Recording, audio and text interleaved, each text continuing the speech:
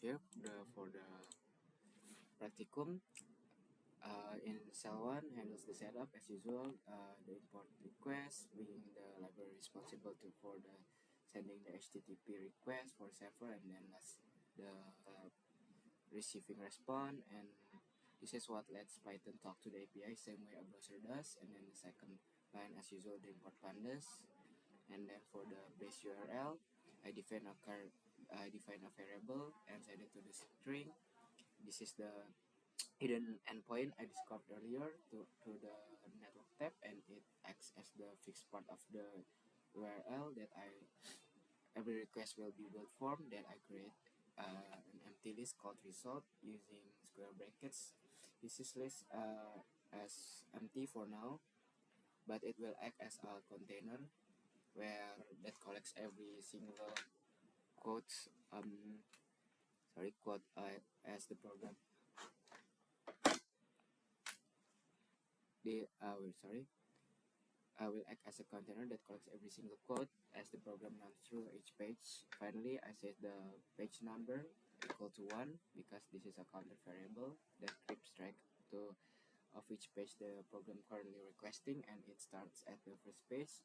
And then cell 2 contains the core logic structured as here a while true loop, meaning the loop has no built-in limit, will keep running indefinitely unless something inside it explicitly tells to stop using a break statement. And at the top of each iteration, there's a print statement that outputs something like reading page 1, 2, so, and for a result like this, use an f string to insert the current value page number. This is purely for visibility, so I can watch the program progress as it runs. Request after that, I build the actual request URL by commenting base URL with a query string page followed by the current page number, again using an f string. This full URL then pass into the request get, which sends the actual HTTP get request to the server and stores the server reply inside a variable called response. Immediately after that is the first step, safety check, and if statement is not equal to 200, status code means okay. So if the code is anything else like 404 or 500, it means something went wrong, whether the page doesn't exist or the server had an error. In that case, the program prints an error message showing the actual status code, then executes the break, which immediately exits the while loop, assuming the response is successful, and the next line is data equals assuming the response is successful, the next line is data equals response JSON. This converts the raw text response from the server into a Python dictionary, so I can access the fields directly into the plain text. So I can insert the date from that dictionary. I extract the list codes of using the data get, which pulls out the value is associated with the key quotes, and then it safely defaults to an empty list instead, causing an error. This leads to the second safety check, an if statement. Quote, if it's empty, if it is, that means that this page has no more data to give. So the program prints a message saying no more data available and breaks out the loops. And if quotes are found, the program enters a for loop that goes through each individual quotes in the list. For every quote, it extracts 3 pieces of the information that text field, which the quote itself, the author field, and then which the actually a nested dictionary. So I access the code get author, get name, and then so I join them together here. So I join them together that accumulates their across every page. After pre-processing all quotes on the current page comes the third and the most important safety check. And then for the data get as next files, this field is provided by the server itself, and it explicitly tells us whether there's a next page or not. This is more reliable than guessing based on empty data, because the page stating directly when pagination has ended.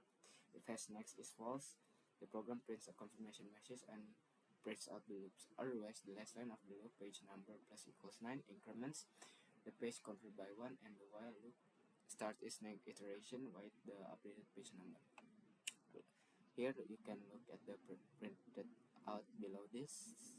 Below this cell, you can see the program printed reading page until page 10 and then stop automatically once has next became false, confirming all 10 pages were processed correctly and the loop terminated exactly where it should.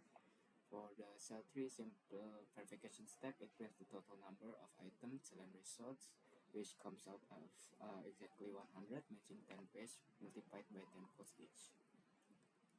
And then moving on here for the raw list of the dictionaries to a structure table using data frame results, storing it in a variable called df, calling it df heads right after the display. First 5 rows in clean tabular format with proper columns that confirms the transformation from a list of Python dictionaries into a proper data frame or table work correctly with no missing or misaligned values. Finally, for the cell 5 exports the finished data frame into CSV file using the df to CSV, passing the uh, file name laporan following the exact name convention required by the assignment along with the index false so that Pandas doesn't add an extra unnecessary index column into the file right after a print statement confirms with the message that I input data successfully saved to CSV file. To summarize, the program demonstrates to how the full workflow requested in the assignment, discovering a hidden API endpoint throughout the browser network tab, and building an automatic loop that paginates through an unknown number of pages using 3-layer safety checks, relying on the API's own hashnext field as the most reliable stopping condition. And finally, exporting the structure result into clean CSV file. That's all for me. Thank you for watching.